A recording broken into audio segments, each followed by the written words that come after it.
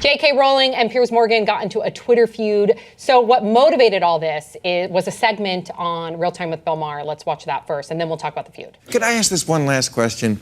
The people who said during the campaign that Hillary Clinton was the lesser of two evils, could we get the apology right now? Yeah. Why? Why? Why? As if... Are you serious? I'm serious, yeah. Like Hillary Clinton would have a cabinet with Betsy DeVos and fucking Rick Perry? She wouldn't have a Muslim ban. They wouldn't have a Muslim ban. They wouldn't be feuding with everybody in the world. They wouldn't be doing this shit with Russia. Are you crazy? Calm down, Bill. There is no Muslim ban. If there was, fuck off. Sorry, why don't we... Fuck off. Okay. It's a fucking Muslim ban. Okay. He said there was a Muslim This is the point. There's a Muslim This is ban. the talk about the hysteria. I'm talking about 85% of the world's Muslims are allowed into the country. This is what you do, Piers. You say, he hasn't done this, he hasn't done that, he's not going to do all these things. Give him a fucking chance, mate. And you know what I mean? and Why not? Hitler didn't kill the Jews on the first day. He worked up to it. Mate. See, I have to stop you.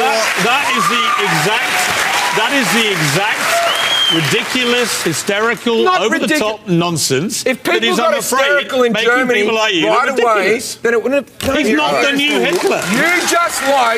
You just like that you won The Apprentice and you have a famous friend, mate. That's all you fucking like. Can I say one thing? I know That's all you like. That's all you're losing your audience. I'm not losing my because audience. You're sounding unpleasant. Am I and losing you're also it? not basing...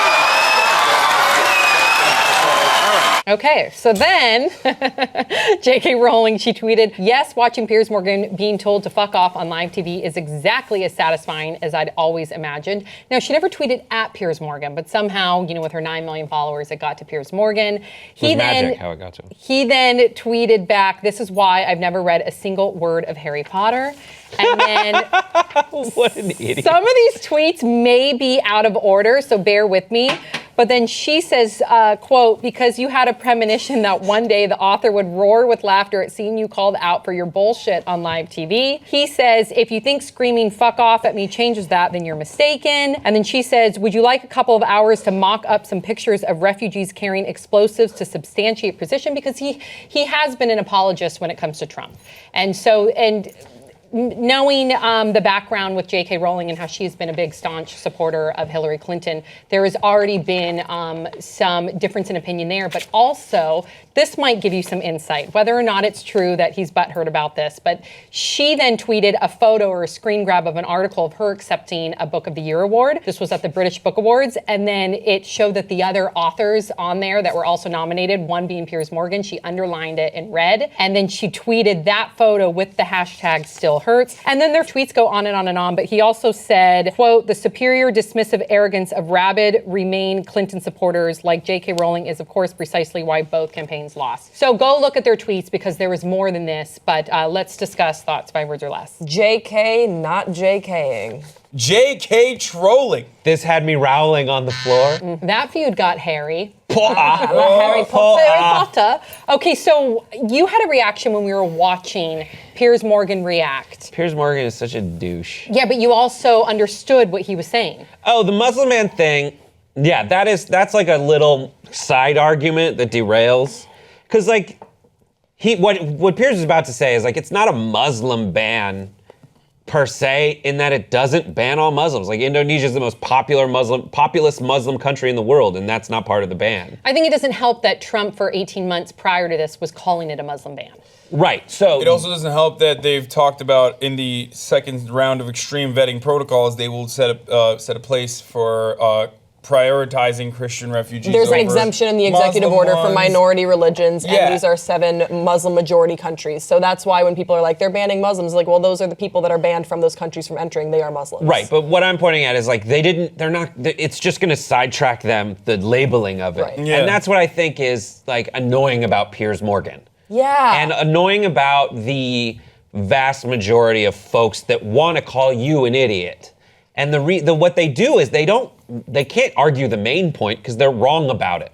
So they're going to get like caught up in these weird procedural arguments. It's about semantics. About like, oh, how you label this. Oh, stop freaking out about that one thing that isn't even the central thrust of your argument. And then they're you're just misrepresenting them too. You're running down the sidelines being right, and they're just trying to grab at your shoestrings and try to tackle you that way. And prior to this, I don't know if our footage, because I couldn't hear the sound entirely, if the package that we showed before Jim Jeffries said fuck off. I don't remember who was saying that Hillary Clinton versus Donald Trump, the lesser of two evils. Yeah, it was Bill Maher. We have heard Piers Morgan make excuses for Donald Trump, and I think that started to rub the panel the wrong way. And that's what I think kind of inspired that reaction from Jim Jeffries. Earlier in the show, you have Bill Maher put up a graph about the overall murder rate in America, or the crime rate in America since like 1971.